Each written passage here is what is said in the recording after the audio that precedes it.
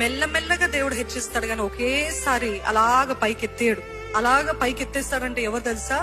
అపవాది. నువ్వు నాకు మ్రొక్కితే ఇవన్నీ నీకు ఇస్తానని చెప్పాడు. అవునా?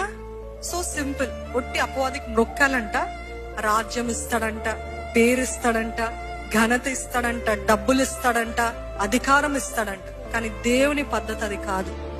దేవుని ద్వారా హెచ్చించబడాలా? మొట్టమొదటిగా తొక్కబడాలి, హీనంగా మాట్లాడబడాలి, దూషించబడాలి, ఎంతగానో గేలి చేయబడాలి. ఇవన్నీ అయిన తర్వాత, దంచిన తర్వాత మనలో సారం వస్తుంది. ఏం సారం వస్తుంది తెలుసా అండి?